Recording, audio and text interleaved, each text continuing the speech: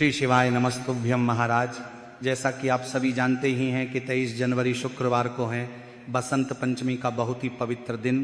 और महाराज इस दिन सरसों के फूलों का चमत्कारी उपाय किया जाता है, जो कि साल में केवल एक ही दिन किया जाता है। और यह उपाय विशेषकर बच्चों के लिए बहुत ही खास माना जाता है।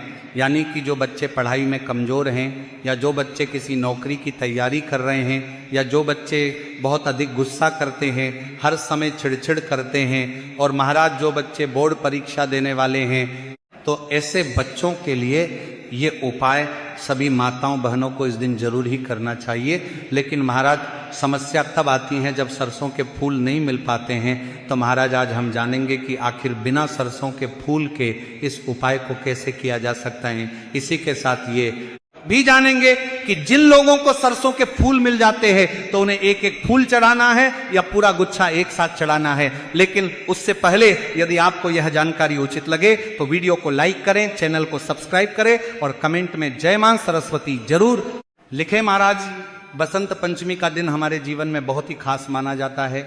यह दिन केवल एक पर्व नहीं है, बल्कि ये दिन ज्ञान, विवेक, शुद्ध सोच और सकारात्मक ऊर्जा को जागृत करने का दिन है। इसी दिन मां सरस्वती की पूजा होती है और इसी दिन भगवान शिव की कृपा पाने के लिए कुछ ऐसे सरल उपाय किए जाते हैं जो सीधे हमारे जीवन पर असर डालते हैं। लेकिन महाराज हर साल एक सवाल लगभग हर घर में उठता है, और वह सवाल यही होता है कि अगर बसंत पंचमी के दिन सरसों का फूल न मिले तो क्या करें। क्योंकि बहुत से लोग यहीं पर रुक जाते हैं, मन में ये डर बैठ जाता है कि जब सरसों का फूल ही नहीं मिला तो अब उपाय कैसे होगा, पूजा अधूरी रह जाएगी या फिर फल नहीं मिलेगा। लेकिन महाराज शास्त्रों में कहीं भी यह नहीं कहा गया है कि अगर कोई विशेष वस्तु न मिले तो पूजा या उपाय व्यर्थ हो जाता है। पूजा कभी व्यर्थ नहीं होती अगर आपकी श्रद्धा सच्ची हो। लेकिन यहां एक बात बहुत ध्यान से समझने वाली है, विकल्प तब काम करते हैं जब कोशिश पूरी हो चुकी हो। ऐसे में महाराज सबसे पहला नियम यही है कि आपको सरसों के फूल को खोजने की पूरी कोशिश करनी चाहिए। चाहे आपको सब्जी मंडी जाना पड़े, फूल वालों से पूछना पड़े, किसी जान पहचान वाले किसान से संपर्क करना पड़े, या फिर आसपास के खेतों में पता करना पड़े। कई बार चीजें बहुत पास में होती हैं, लेकिन हम बिना कोशिश किए ही मान लेते हैं कि नहीं मिलेगा। अब महाराज सरसों का फूल बसंत पंचमी से जुड़ा हुआ माना जाता है, इसलिए उसे प्राथमिकता दी जाती है। यह फूल ऋतु परिवर्तन का प्रतीक है, नई शुरुआत का संकेत है, और इसी कारण इसका महत्व माना गया है। इसलिए सबसे पहले खोज जरूरी है। यह खोज केवल फूल की नहीं होती, ये आपकी श्रद्धा की भी परीक्षा होती है। अब महाराज मान लीजिए आपने पूरी ईमानदारी से कोशिश कर ली और फिर भी सरसों का फूल नहीं मिला। खासकर जो लोग बड़े शहरों में रहते हैं तो वहाँ यह समस्या ज़्यादा आती है। ऐसे में निराश होने की बिल्कुल भी ज़रूरत नहीं है। भगवान शिव भाव के भूखे हैं, वस्तु के नहीं। ऐसी स्थिति में पहला विकल्प आता है अनाज का। अनाज जीवन का आधार है। हमारे शास्त्रों में अनाज को अन्न देवता का स्वरूप माना गया है। गेहूं हो, बाजरा हो, मक्का हो या कोई भी शुद्ध अनाज जब उसे श्रद्धा के साथ भगवान को अर्पित किया जाता है तो वह भी उतना ही पवित्र माना जाता है जितना कोई फूल। यहाँ ध्यान बस इतना रखना है कि अनाज साफ होना चाहिए। अब महाराज कुछ लोग कहते हैं कि हमें अनाज नहीं चढ़ाना, हमें फूल ही चढ़ाने। ऐसे लोगों के लिए दूसरा विकल्प होता है सफेद फूल। सफेद रंग भगवान शिव को अत्यंत प्रिय होता है। सफेद फूल शांति, पवित्रता और शुद्धता का प्रतीक होता है। अगर सरसों का फूल न मिले तो सफेद फूल से किया गया उपाय भी पूरी श्रद्धा के साथ स्वीकार होता है। लेकिन महाराज यहाँ एक बहुत जरूरी बात फिर से समझ लीजिए कि आपको अपनी तरफ से पूरी कोशिश करनी है सरसों के फूल को ढूंढने की। जब आपको बहुत प्रयासों के बाद भी सरसों के फूल नहीं मिल पाते हैं तो आप फिर अनाज या सफ़ेद फूलों का प्रयोग कर सकते हैं। अगर महाराज आप बिना खोजे ही सीधे विकल्प पर चले जाते हैं तो मन में कहीं ना कहीं एक लापरवाही आ जाती है, और वही लापरवाही उपाय की शक्ति को कम कर देती है। इसलिए बसंत पंचमी के दिन जब भी आप कोई उपाय करने जाएं, सबसे पहले मन से यह संकल्प लें कि मैंने पूरी कोशिश की है, उसके बाद चाहे सरसों का फूल हो, सफ़ेद फूल हो या अनाज का दाना हो, भगवान शिव आपकी भावना जरूर स्वीकार करेंगे। अब महाराज हम उस विषय पर बात करते हैं जहां पर सबसे ज्यादा लोग भ्रम में पड़ जाते हैं और वही भ्रम पूरे उपाय को कमजोर कर देता है। ये भ्रम है गिनती का और अर्पण करने के तरीके का।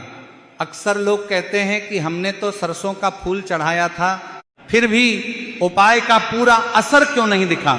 इसकी वजह अधिकतर यही होती है कि गिनती और विधि सही नहीं होती है। तो महाराज सबसे पहले सरसों के फूल को ठीक से समझ लीजिए।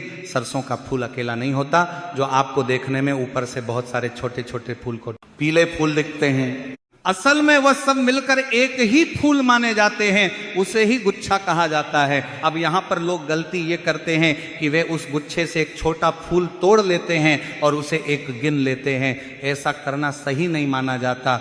शास्त्रीय मान्यता के अनुसार जब तक पूरा एक गुच्छा नहीं लिया जाता तब तक वो एक सरसों का फूल नहीं माना जाता है। इसका मतलब ये हुआ कि अगर आपको 31 सरसों के फूल चढ़ाने हैं तो आपको 31 पूरे गुच्छे चाहिए।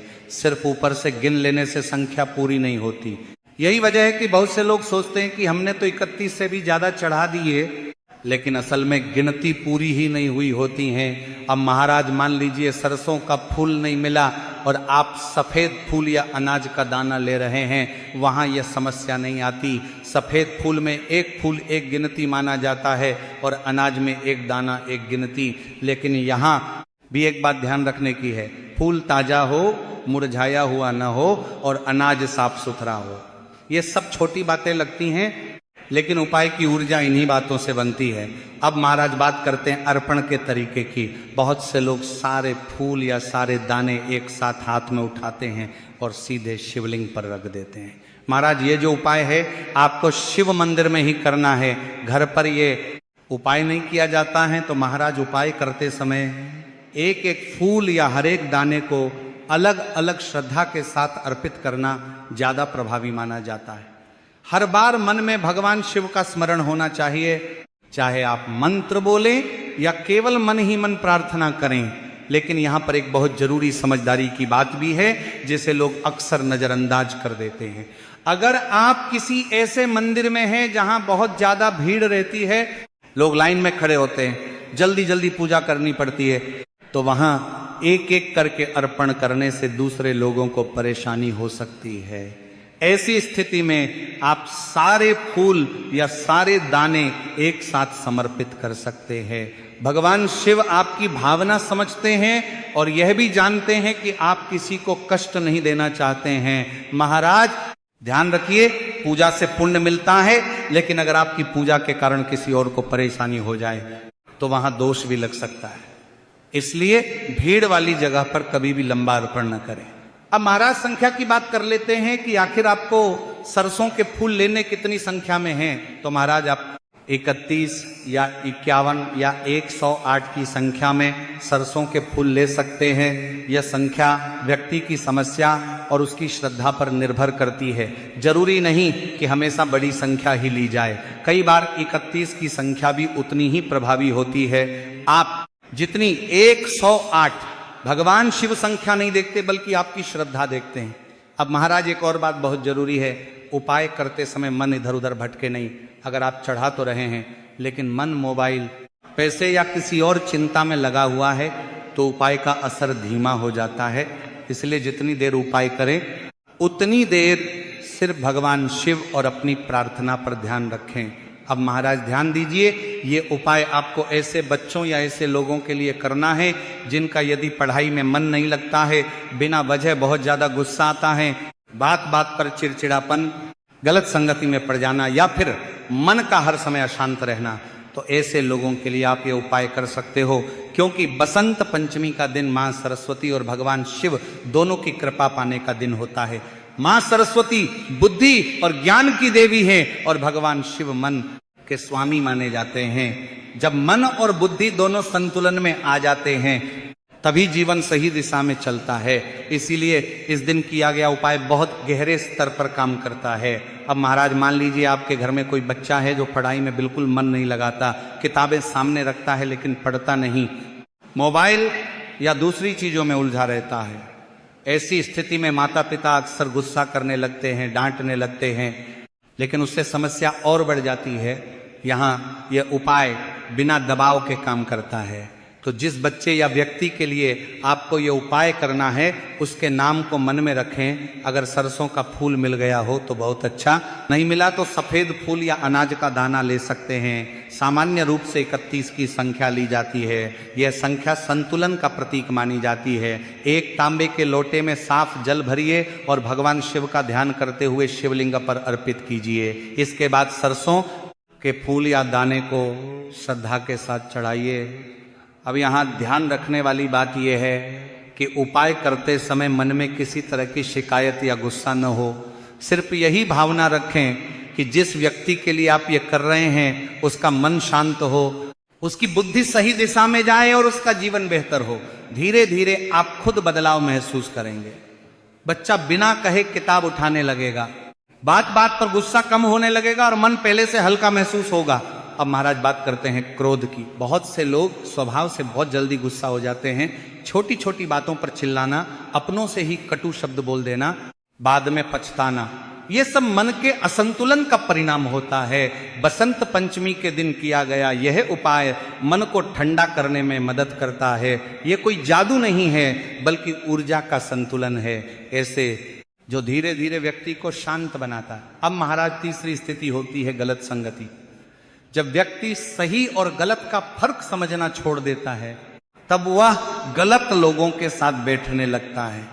ऐसे में सीधे सीधे रोकना अक्सर काम नहीं करता, लेकिन जब आप उसके लिए यह उपाय करते हैं तो उसके भीतर से ही समझ पैदा होने लगती है। वो खुद महसूस करता है कि कौन सा रास्ता सही है और कौन सा गलत। अब महाराज हम कुछ ऐसे उपायों की बात करते हैं जो कि बसंत पंचमी के दिन प्रत्येक व्यक्ति को करना चाहिए। ये उपाय आपको तब करना है जब कभी काम अटक जाते हैं, कभी मेहनत के बाद भी परिणाम नहीं मिलता, कभी घर में बिना वजह भारीपन महसूस होता है और कभी मन में एक खालीपन सा बना रहता है। यही वो स्थितियां हैं जहां ये उपाय बहुत काम आते हैं। महाराज सबसे पहले बात करते हैं रुके हुए कामों की। बहुत से लोग कहते हैं कि हम कोशिश तो बहुत कर रहे हैं, लेकिन काम बनते बनते बिगड़ जाता है।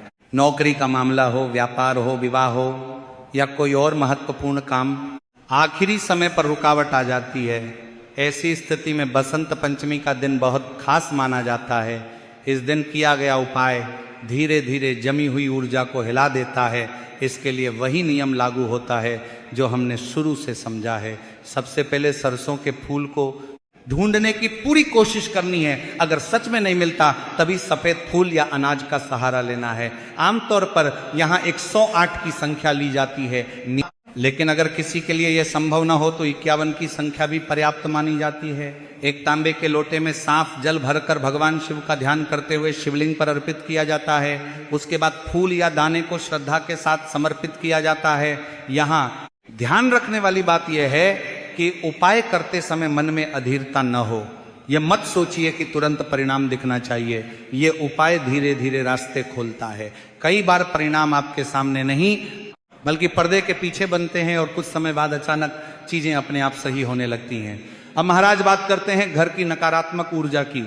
बहुत से लोग इसे हल्के में लेते हैं, लेकिन घर का माहौल हमारे मन और शरीर दोनों पर असर डालता है। अगर घर में बार बार बीमारियां हो रही हों, बिना कारण झगड़े हो रहे हों या घर में बैठते ही बेचैनी महसूस हो, तो समझ लेना चाहिए कि वातावरण भारी हो चुका है। बसंत पंचमी के दिन किया गया यह उपाय घर की ऊर्जा को शुद्ध करने में मदद करता है।